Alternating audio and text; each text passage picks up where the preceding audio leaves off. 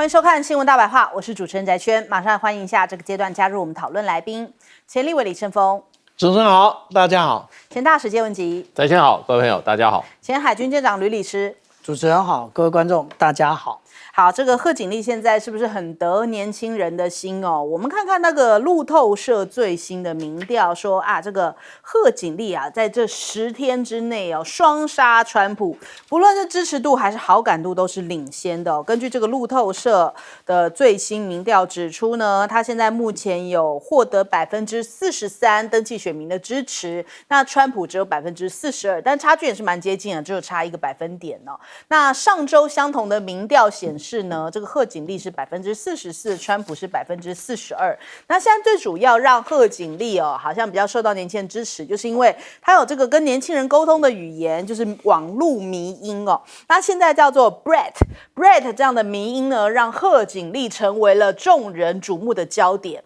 库娃恰利就讲说，什么是 Brett 呢 ？Brett 就是一个有点乱、喜欢派对、偶尔会说一点傻话的女孩哦。那她诚实率直，有点叛逆，这就是叫做 Brett。所以当这个库娃恰利哦，他这样子讲的时候呢，把这个词 Brett 跟贺锦丽的形象连结之后呢，这贺锦丽就抛开了过往共和党这样批评他说什么失言啊、尴尬场面，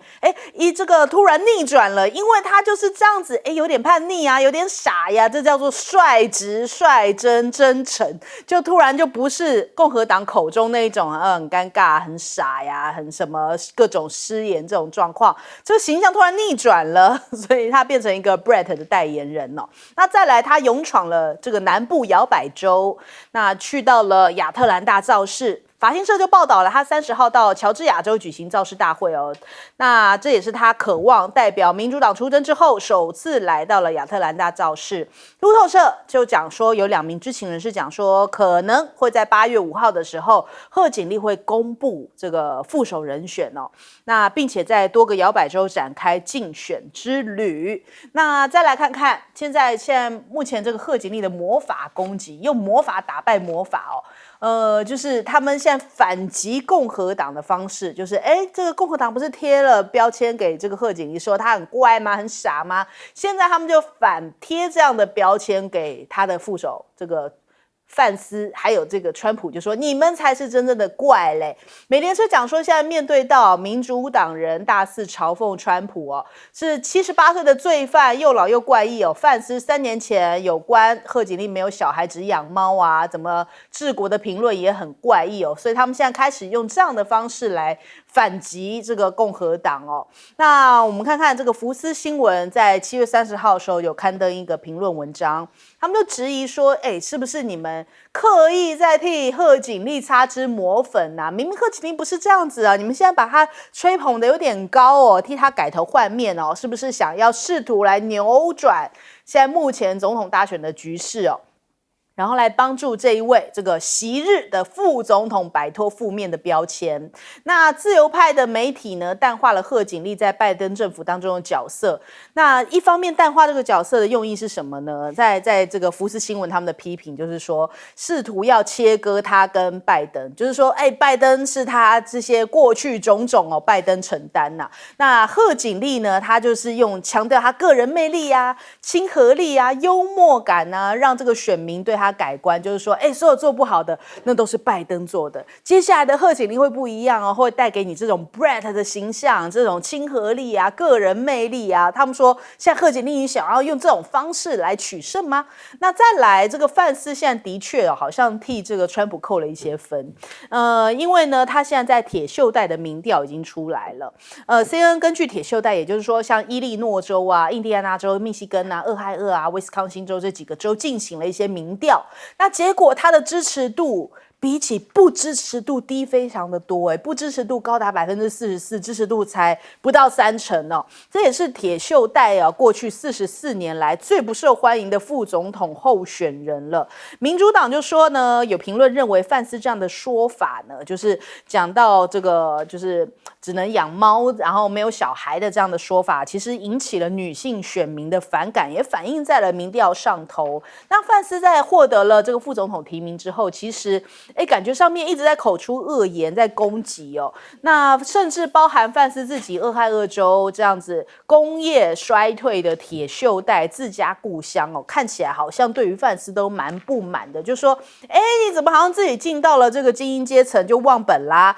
就好像不是我们自己人了，已经忘记这个铁锈带我们这种工业衰退的这种感受了嘛，所以好像连家乡对他都不是很谅解哦。那再来我们看看这个现在范斯的民调破纪录，好感度是负值哦。根据这个民调显示说，共和党全代会之后，他的净好感度竟然是负6%，成为过去40年来最不受欢迎的副总统人选哦。那历届的副总统候选人在全代会之后，平均的好感度大概是正19%，那他也真的是创下了纪录了。那另外看看这个川普是不是的确感觉到说，好像贺锦丽没有想象中的好打，因为他本来觉得说贺锦丽是个傻子啊，就是打他太容易了，结果反而贺锦丽现在形象被塑造起来，变成一个这个率直啊，然后又好像很真诚的一个女孩，那她反而有点难打了。本来是讲说要跟贺锦丽辩论，现在看起来答案变了。他在上周的时候就跟媒体讲说，至少会跟贺锦丽辩论一次。那结果在30号的时候呢，变成说很可能会辩论，但是也可以提出充分理由不辩论。难道是退缩了吗？难道这个改变了一些立场了吗？那再来，还有他一直在攻击那个拜登政府造成的通膨。那结果人家讲说，可是你现在很多的一些经济学家或投资人反倒觉得说，你川普现在喊出来的什么减税啊、提高关税啊、打击移民啊，这些恐怕都会让通膨更加严重。这个川普恐怕还没有办法解释得清楚，就到底他怎么样来解决通膨问题，或是他的政策怎么样不造成更严重的通膨。这首先我们来问一下介老师，介老师怎么看呢？对，这个看起来贺锦丽这个蜜月期是蛮长的，最主要我觉得就是美国现在主流媒体是民主党的媒体，大部分的民主党媒体，尤其这个电视除了这个福斯新闻以外哇，都火力全开在这个替贺锦丽塑造新的形象，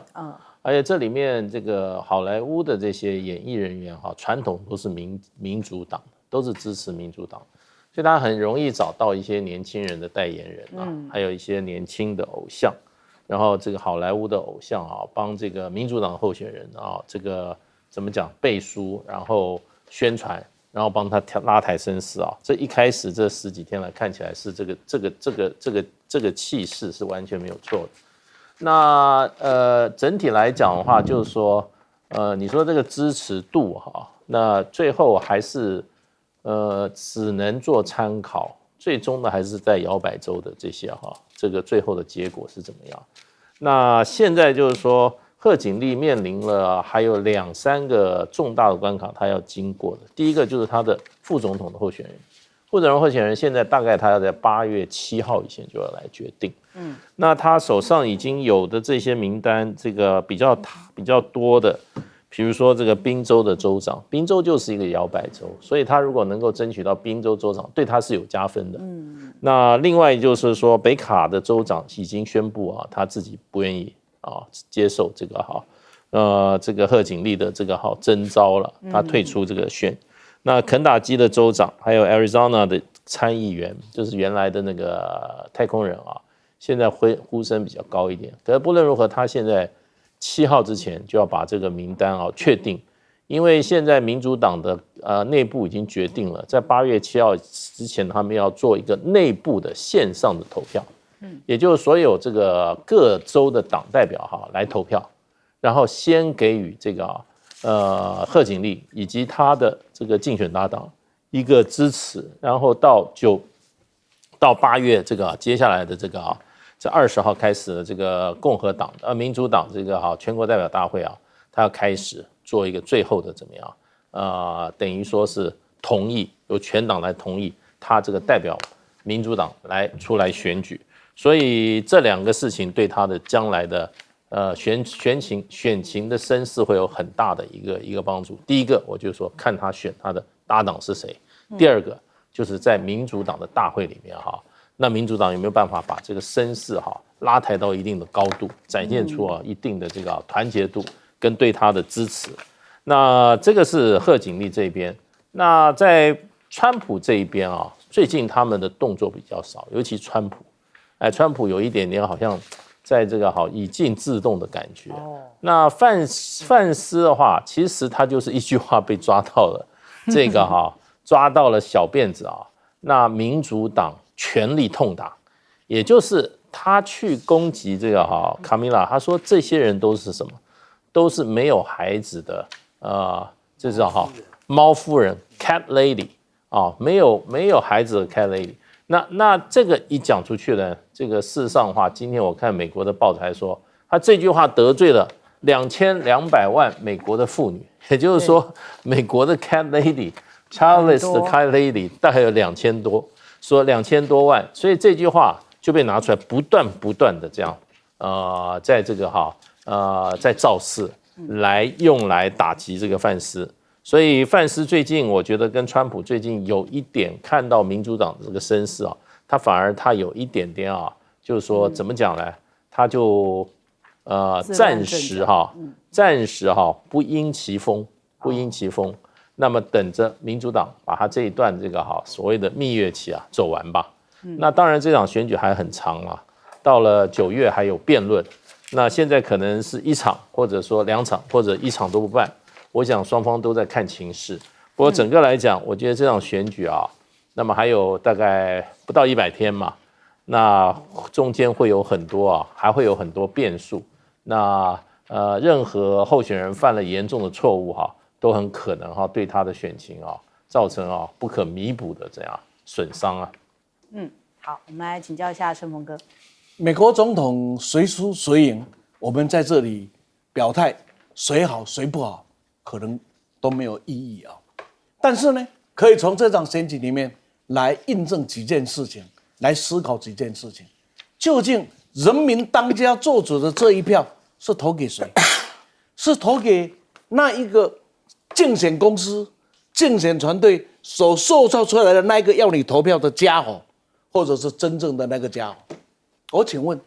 在贺锦丽拜登没有退出以前的贺锦丽是什么个回应？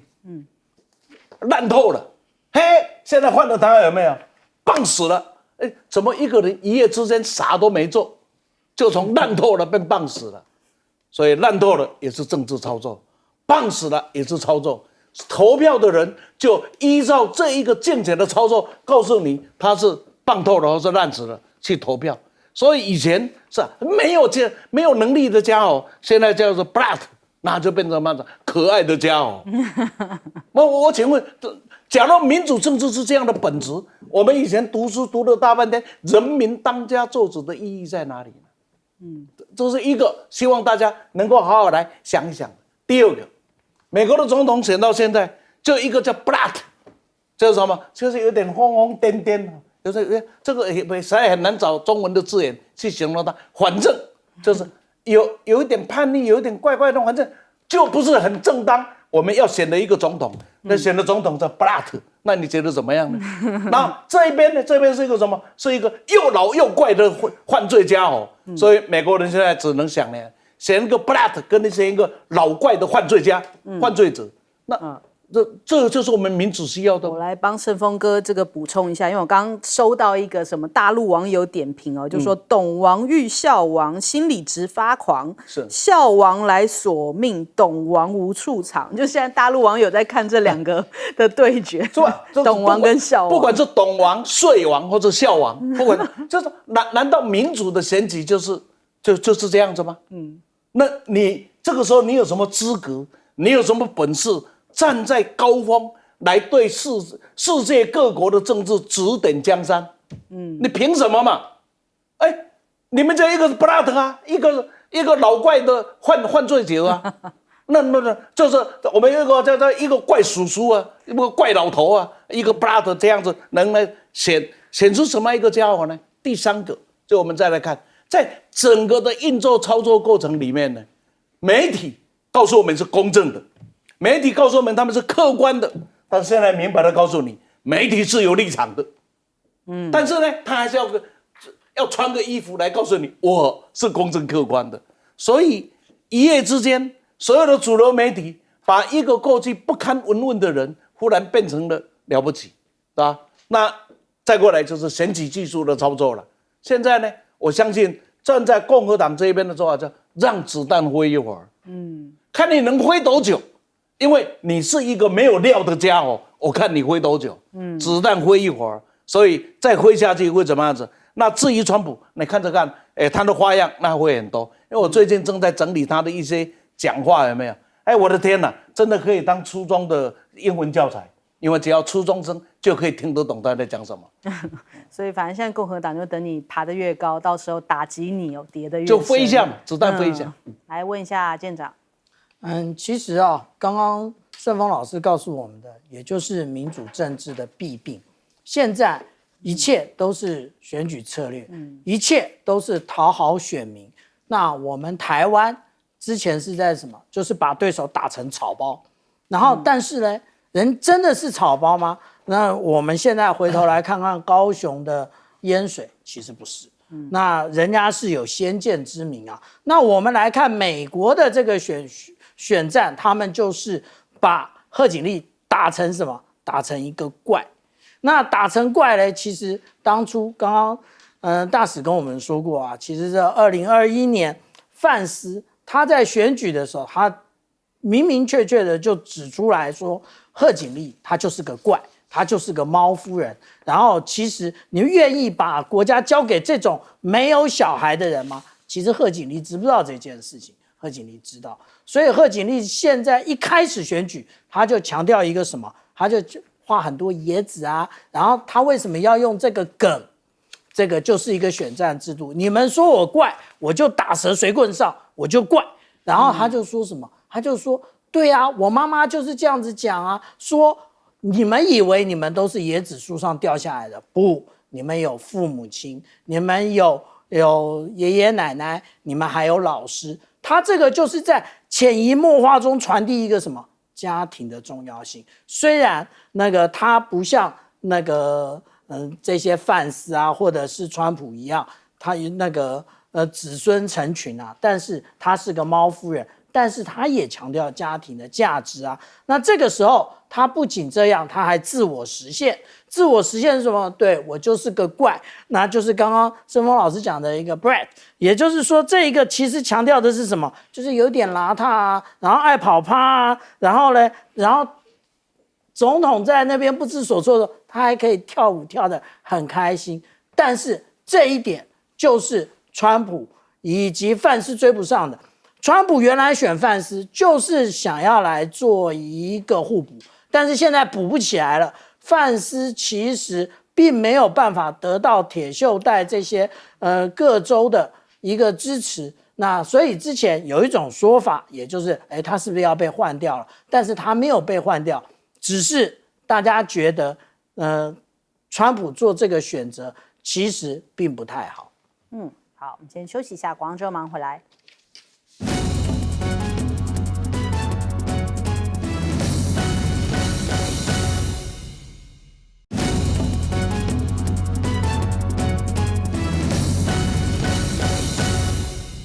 好，我们来看一下最新消息哦，就是以色列出手了吗？竟然哈马斯领导人才出席完伊朗总统的就职，就在首都遭到暗杀身亡。这个消息也是刚刚的最新消息哦。那伊朗表示，哈马斯领导人哈尼亚在伊朗的首都德黑兰住所遭到了暗杀。那哈马斯也在声明中指责说是以色列，也就是犹太复国主义分子要对此负责，然后还讲说这是一个懦夫行为，绝对会采取报复。所以现在看起来，以哈是不是真的又要再度升温了呢？那伊朗电视台他们的这个分析也讲说，这应该就是以色列下的手。但是呢，我们看到这个五角大厦赶快跳出来讲说呢，这个奥斯汀说，继哈马斯首脑遇刺现在华府将会协助以色列面对任何可能的攻击，避免这个中东战区的战事扩大。但是恐怕现在看起来这个局势是的确有升温的一个迹象。那以色列总理现在纳坦雅胡也下令所有的官员保持沉默，不要对外发表评论。所以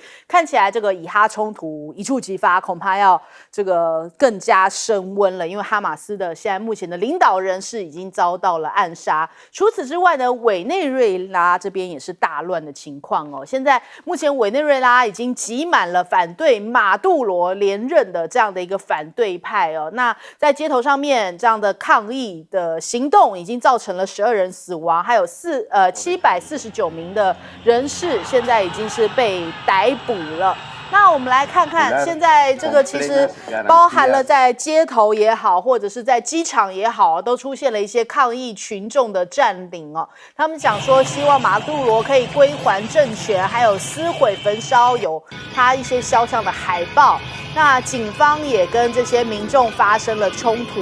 那截至30号已经爆发了大概将近200起的反政府示威。那同样的，这个马杜罗也在他的总统府现场直播表示，他的现在目前的部队针对暴力示威者将会采取一些强烈的行动跟手段。那其实这也不是第一回因为在2019年当时呢，这个美国就已经有要策动，就是反对派。那时候我们就知道有一个瓜伊多其实是美国要扶植的一个反对派的政权现在是不是要复刻这样的一个反对派再来取代这个马杜罗呢？这样子引发了大家的一个关注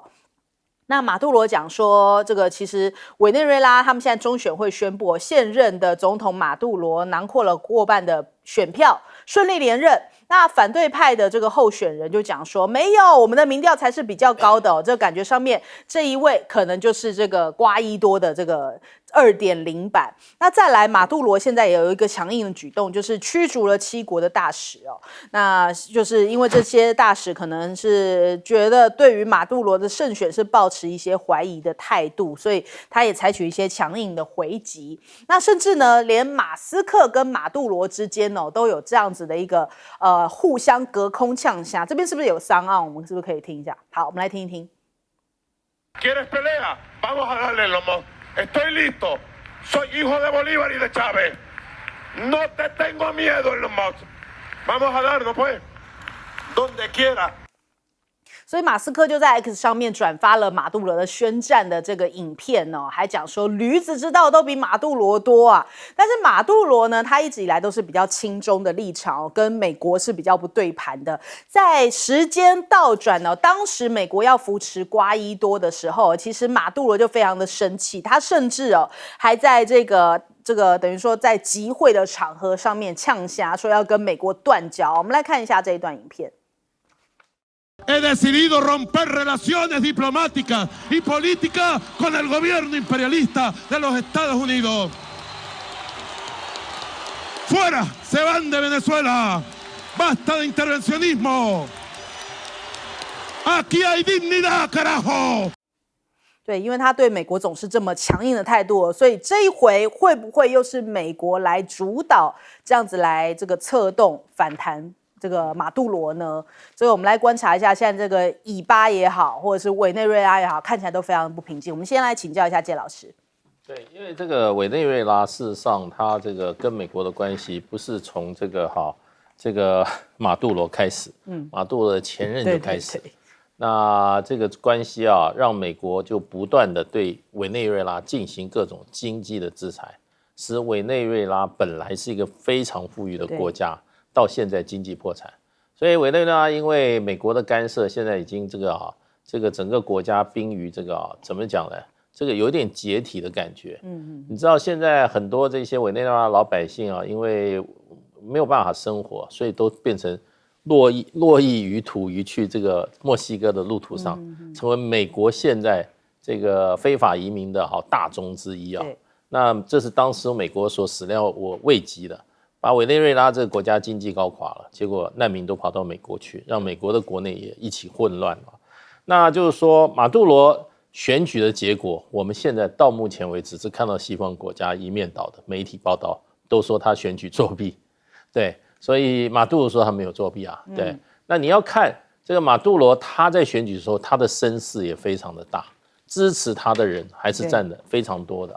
所以只可以说现在委内瑞拉这个国家是高度分裂的。对，他们上一次选举的时候，美国支持的那位候选人啊，也是没选上，瓜伊多。可是呢，瓜伊多自己宣布当选，然后呢，美国予以正式承认。所以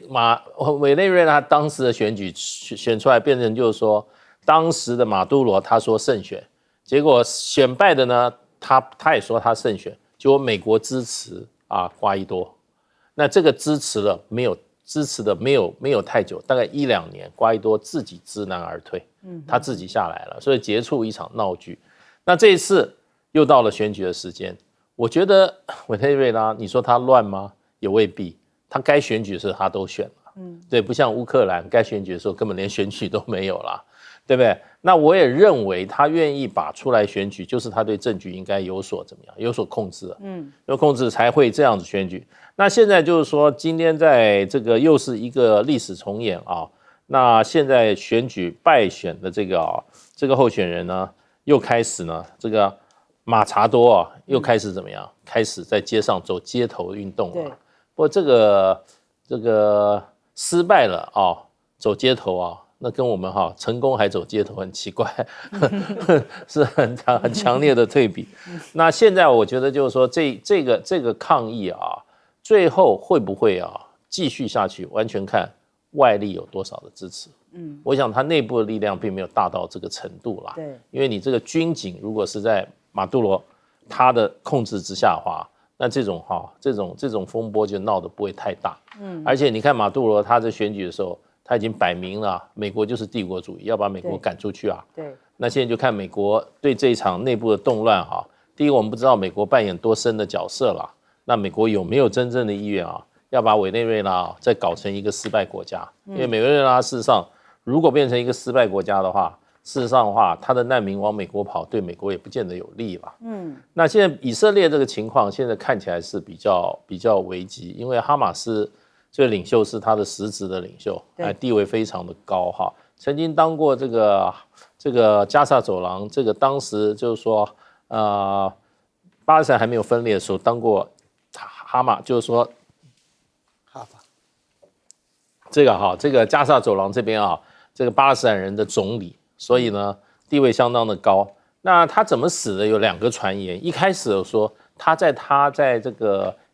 德黑兰的住处有一个所谓的犹太复国主义的杀手进去刺杀他，然后把他跟他的一个保镖给刺杀了。可过了没有多久，又有一个新闻出来说，不是被这个杀手刺杀的，他的住处被一枚飞弹击中。被一枚飞弹击中。所以呢，就是说这个不论如何，这是一场暗杀的事件。那现在美国已经很快就是说，我们会跟以色列人站在一起。那巴勒斯坦的哈马斯他们现在呢，也是扬言要报复，所以呢，有一点山雨欲来风满楼那么会不会引起一场恶战，一场大战就不得而知了。好，请教盛峰哥。全世界可以公开暗杀人的国家，大概历历在案的应该是以色列。就因为暗杀是一件很懦弱、很卑鄙的行为，即使双方的国家都发生了宣战了，连这个暗杀都很少去使用。但现在呢，这以色列他的记录那可多了，可是你又能怎么样呢？因为他是美国人的爹嘛，美国人去支持。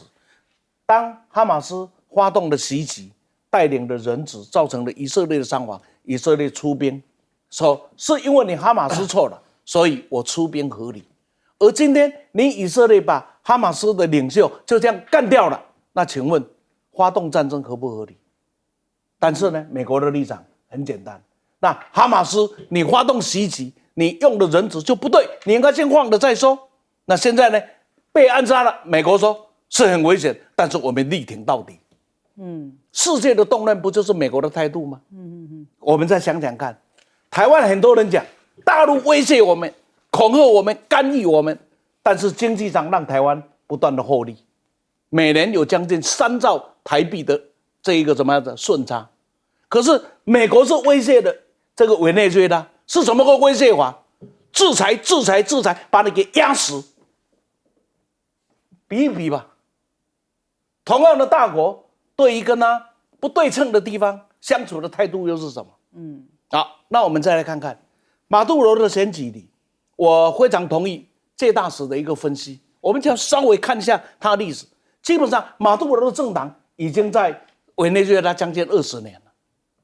因为他是继他的前任，他是前任的外交部长、副总统，然后再总统，他是选的第3任。然后很精彩的是，他们每一次的选举结果都是这个样子，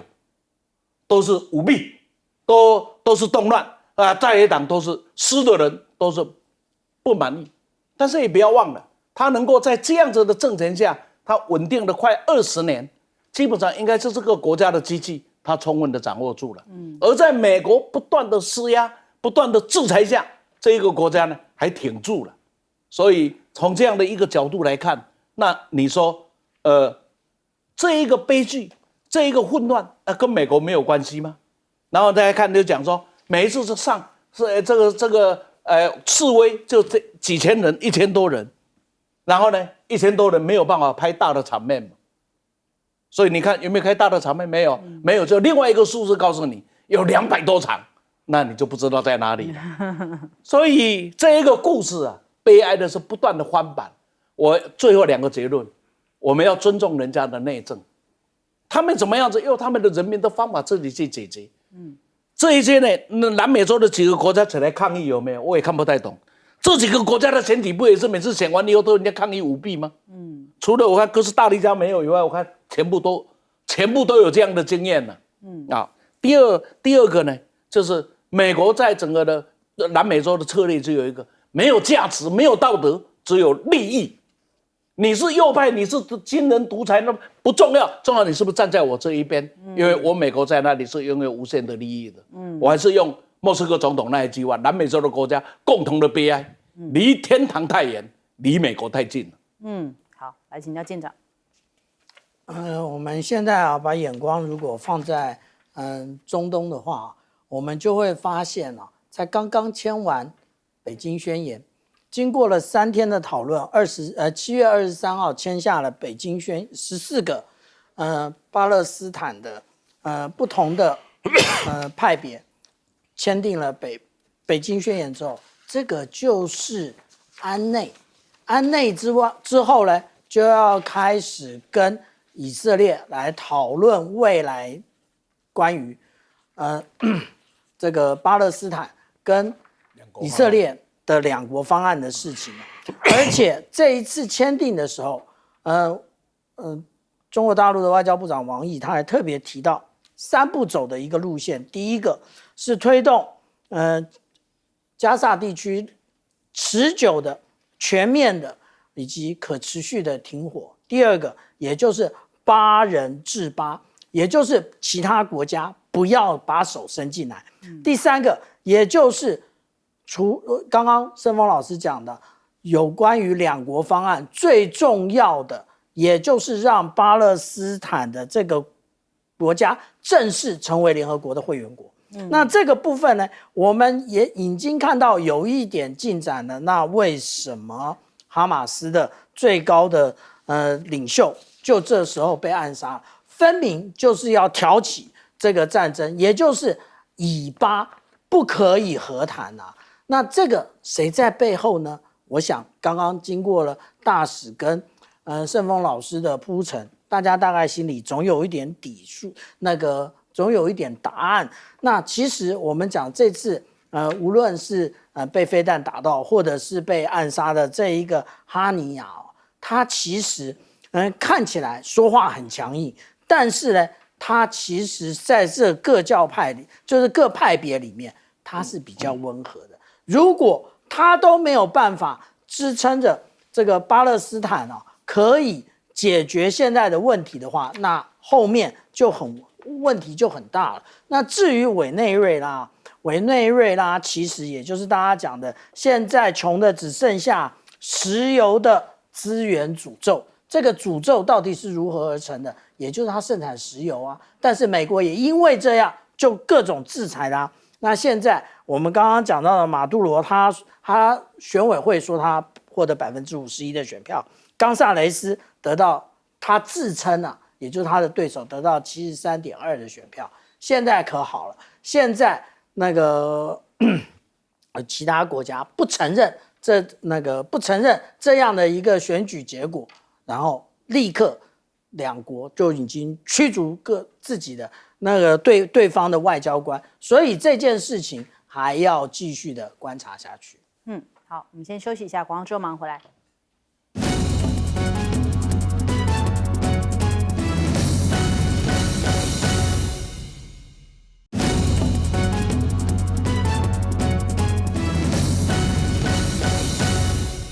好，梅洛尼访华，我们看到他现在也是希望说中欧之间呢可以有一些这个电动车 AI 的合作。德国之声有讲到，现在中欧间爆发了这个贸易战哦，但是呢，你看梅洛尼倒是希望跟中方来深化这个两国的经贸啊、电动车啊、AI 这些领域的合作。那习近平也回应了，说中意两国的产业又是互补哦，那中方也跟意方希望能够推动经贸投资啊，还有这种电动汽车、AI 这些新兴领域，然后更深化的一些合作哦。那我们看到彭博社报道说，其实欧盟对于大陆的电动车反征这种加征反补贴关税之前，其实大陆电动车在这个6月份的时候，哇，欧洲的注册量甚至市占率已经高达了11%哦，也创下了一个新高纪录。那甚至呢，像是上汽啊，在6月份的时候也交出漂亮的成绩单，有很多的掀背车啊，还有什么比亚迪啊，也透过了这个欧洲的足球锦标赛啊，在那边有很多的广告曝光，所以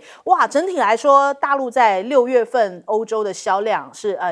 这个已经等于说挂牌前3大都几乎都是大陆的品牌了。那还有美国的关税突然是宣布了延期哦，他们本来在5月份的时候说，我们要对大陆展开一波新的这样的一个关税制裁哦，要大幅提高3倍到100%。那结果呢？后来他们自己说8月1号正式上路，突然自己又转弯啦，就说这个现在不会如期执行哦，至少要推延2周的时间。也就是说，它其实对于他们自己来说会有伤到嘛。你大陆是你主要市场，你要对它这样的一个关税制裁，先伤到的恐怕是美国自己的企业哦。那再来，我们看到奥运就像是这个地缘政治下的一个缩影。首先先看这个香港的男子花剑哦，得到了金牌，结果这个他的对手意大利的代表队就说，是不是台湾籍这个黄志浩裁判判决不公哦？可是后来这个意大利的选手讲说，这2位裁判我都认识，我自己的失败我不想要这样归咎到他们的身上啊。那另一方面，这个日本的体操男团0.532分差距惊险夺金，逆转赢了中国大陆哦。那当然，这个大陆很多的网民觉得说，有点难过，但是他们说，看到日本的体操队，他们这个比赛完之后呢，桥本大辉虽然说他这个难掩欣喜，平静的走到休息区哦，队友们替他欢呼，但是考虑到下一位是中国大陆的选手张博恒哦要上场，所以他就说，这个安静一下，不要影响到后面的选手的比赛，也被大家夸奖说，这的确蛮有运动家的精神。那再来就是大家关注到说，这个现在目前中国大陆他们这个今天。这个全红婵、陈芋汐组合也要来挑战双人10米台的这个金牌，应该可以再为中国跳水队再入一金。还有这个乒乓球的双金牌战，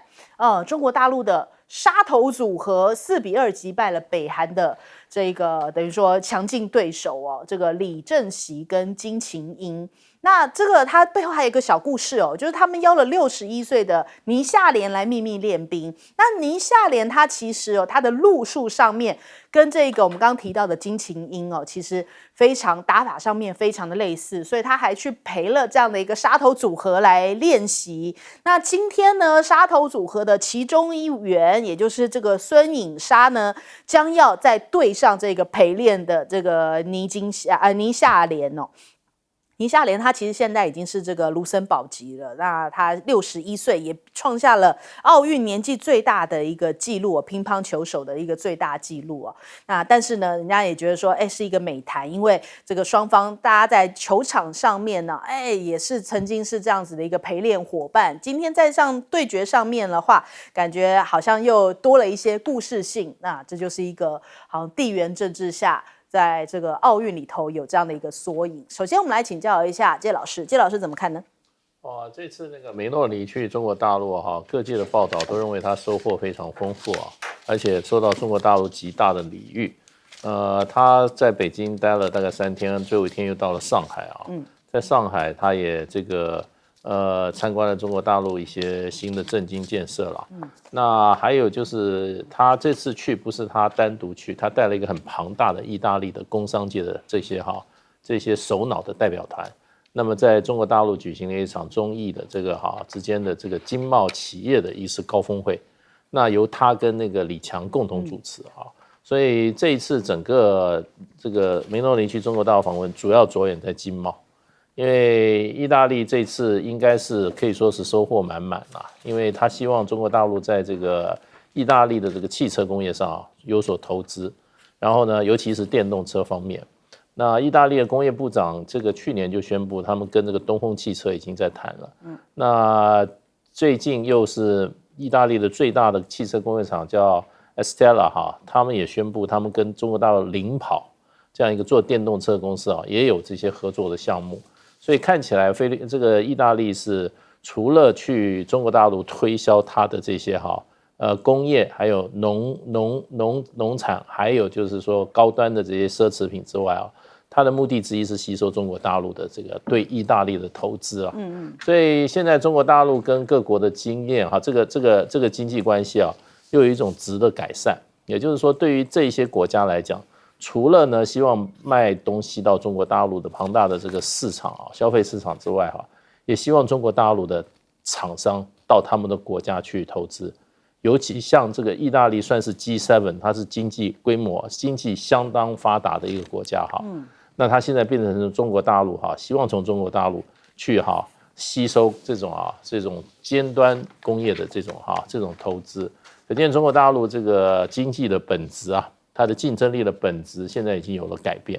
所以你可以看出来，梅诺尼在大陆他可能跟比较像意大利人，他的喜怒比较形于色他很多场合他好像都蛮高兴的，都蛮高兴的。所以就变成就是说，虽然意大利这个经济在欧洲排名大概算是第4，因为除了德国、法国还有英国，接下来就意大利。不过意大利的这个 GDP 也到2兆以上，也是不小的一个经济规模那所以我觉得他受到中国大陆的重视那他跟意大利跟中国大陆经贸关系的加强那一定会影响欧盟其他国家跟中国大陆的关系。所以这一次我看这个不管是西方媒体意大利本身的媒体，那么报道梅诺尼报道的非常的多内容非常丰富了。那这次怎么讲呢？就是说美国还要继续对中国大陆的这些汽车电动车还有一些这些半导体医疗产品调高关税。其实幕后的动机并不是什么，并不是要针对中国大陆的这个经贸经济发展或相关的这些产品进行打击。其实幕后的动机都是因为拜登承诺了某一些州的某一些特殊厂商的利益，他要让中国大陆这个产品在美国市场上跟美国产品竞争的话趋于弱势。那这个是一个选举的一个出招，所以它并不是像过去一样是要打压中国大陆的经济，这很多都是什么选举的目的。所以美国这个为了选举真的国际承诺对美国来讲这个一点分量都没有。现在一切选举至上，开的都是选举支票，牺牲除了其他的厂商，其他的他的这个敌对的对手以外，外国的这个利益在他们这个选举利益是不值一顾的。好，来请教什么？这样子，这个美国借着北约来进行欧洲国家的合作，那中国大陆很显然用着经济的实力，在跟欧洲这些大国，尤其经济大国进行的联合合作合纵是很好听，因为听起来最有道理。但是有一句名言：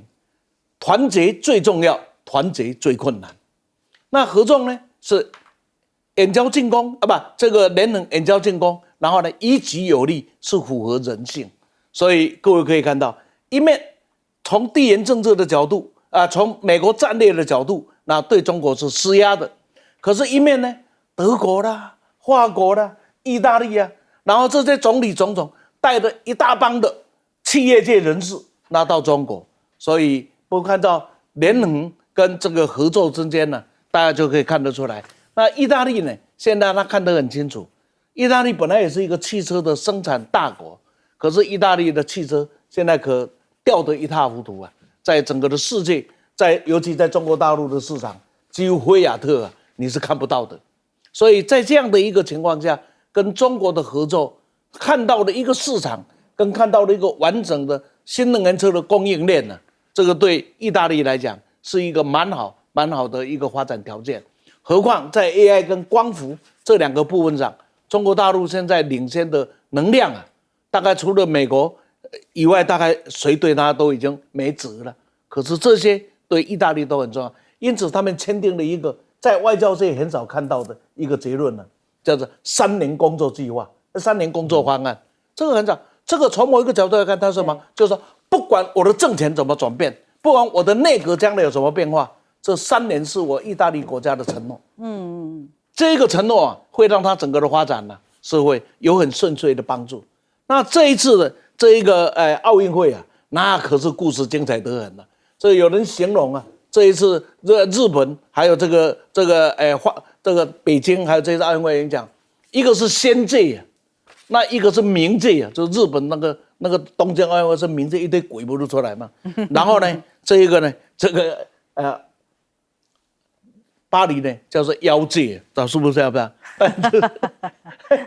但是呢，美国在这里是送了很多的手脚，在阻挡中国。将来有机会我们可以看看他们在体育上是怎么伸手进去恶搞的。好，来请教舰长。无论是仙界或者是妖界现在这个时代报应总是来得很快不相信问一问梅洛尼也就是去年12月，梅洛尼不是还底气很足，趾高气扬的说他要退出这个“一带一路”。那“一带一路”其实对于 G7 国家而言，只有意大利有加入，他那个时候具有指标性意义，讲东讲西的，跟真的一样。结果现在呢，看一看左边的苏纳克不见了，看一看法国的那马克宏好像在国内也很糟糕，接下来肖兹也有问题，还是跟中国手牵手比较好吧？这个就是报应所以不管是仙界跟妖界还是赶快回到中国这个人界回来那我们这样子讲其实梅洛尼很会扯他在讲什么？连马可波罗这一个700周年的逝世纪念日，他都可以拉上台面，好跟中国牵上线。看看，这真是会讲。然后他讲说，也就是透过马可波罗可以让2个文明，也就是意大利跟中国之间的这2个文明呢的古老性跟深度可以得到体现。真是只有3个字的评语，叫做不要脸，就是什么话都讲得出来。